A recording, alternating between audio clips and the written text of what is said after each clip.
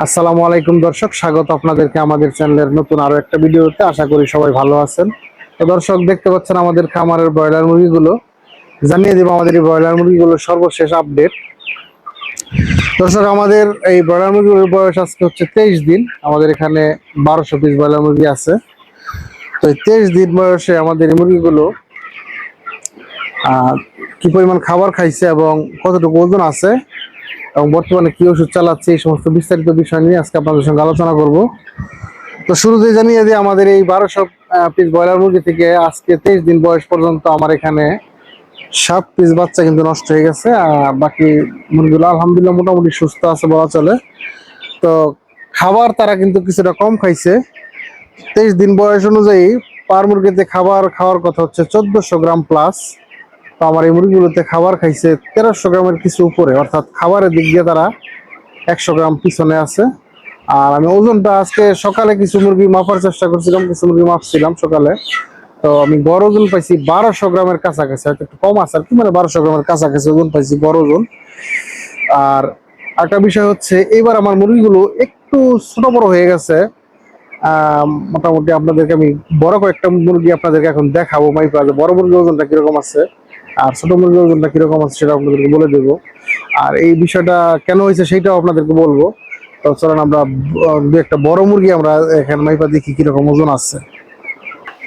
দর্শক, আমরা কয়েকটা বড় মুরগি ধরছি, আমরা মিটারটা চালু করি, দেখি কিরকম ওজন আছে বড় মুরগিগুলির।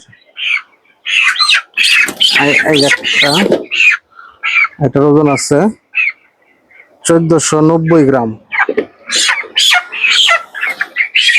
এরপরে একটা এই মুরগির ওজন আছে 1550 গ্রাম। এরপর আমরা আরেকটা মুরগি নেই, এই মুরগির ওজন আছে 1525 গ্রাম। তো দর্শক, আর ছোট সাইজের যে মুরগিগুলো, এগুলো আমি কয়েকটা মাপছিলাম, এগুলির ওজন আছে আপনার এখনো 850-900 গ্রাম সাইজের মুরগিও আছে, অর্থাৎ অনেকটা বেশ কম হয়ে গেছে ওজনে। এরকম মুরগির সংখ্যাও নেহাত একদম কম না, আবার বড় মুরগির সংখ্যাও আছে। তো সব মিলে আবার ওজনটা আছে 1200 গ্রামের কাছাকাছি।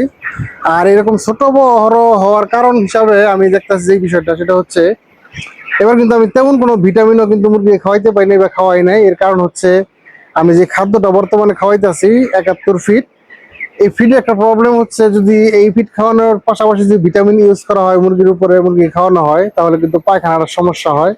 তো এই জন্য ভিটামিনটা খাওয়াইতেছি না। আর পাশাপাশি আরেকটা সমস্যা হচ্ছে, এটা কিছুটা অ্যান্টাইটিসের সমস্যাও আছে আমি যেটা দেখতে পারলাম, এবং সেটা তার জন্য কিন্তু আমরা ওষুধও খাওয়াইতেছি বর্তমানে। তো কি ওষুধ খাওয়াইতেছি এটা আজকে আপনাদেরকে দেখাই দিব, কারণ অনেকে আছে আমি যে ওষুধের নাম বললে কমেন্টে লিখে যে ওষুধের ছবিটা কেন আমরা দিয়ে দিই না। তো আমরা আজকে দেখাই দেবো আমরা কি ওষুধগুলি খাওয়াইতেছি অ্যান্টাইটিসের সমস্যার জন্য মুরগিকে, সেটা আপনাদেরকে একটু দেখাই দেবো। আমি ওষুধ হিসেবে খাওয়াইতেছি লিঙ্কোমাইসিন, সেটা হচ্ছে এই যে এসিলিন। লিঙ্কোমাইসিন হিসাবে এসিলিন খাওয়াইতেছি, এসিআই কোম্পানির এসিলিন, এটা খাওয়াইতেছি। আর পাশাপাশি চালাইতেছি ফ্লোরফেনিকল। আর ফ্লোরফেনিকল হিসেবে আমি চালাইতেছি যেটা, সেটা হচ্ছে এই যে আপনারা দেখতে পাচ্ছেন নভোফ্লোর, এসকেএফ এর নভোফ্লোরটা খাওয়াইতেছি ফ্লোরফেনিকল হিসাবে। এই যে দেখতে পাচ্ছেন ক্লিয়ার, নভোফ্লোর। আর তার পাশাপাশি আমি চালাইতেছি যেটা, সেটা হচ্ছে এসেনশিয়াল অয়েল। তো এসেনশিয়াল অয়েল হিসাবে কিন্তু আমি চালাইতেছি অরিগো ফার্ম। অরিগো ফার্মটা চালাইতেছি আমি এসেনশিয়াল অয়েল হিসাবে। তো এই ওষুধগুলো আমি চালাইতেছি। আর ওষুধ খাওয়ানোর নিয়ম অবশ্যই প্যাকেটের গায়ে লেখা আছে, সেটা দেখে আপনারা চালাইতে পারেন। তো এই ওষুধগুলো বর্তমানে আমার খামারে চলতেছে, অ্যান্টাইটিসের হালকা সমস্যা আছে। তো আশা করি এই ওষুধগুলো চালানোর পর আমার মুরগিগুলোর অবস্থা ভালো হয়ে যাবে এবং সমস্ত মুরগিগুলো মোটামুটি কাছাকাছি সাইজ হয়ে যাবে। তো এরপর কি হয় না হয় রেগুলার আপডেট আপনাদেরকে দিতে থাকবো অবশ্যই।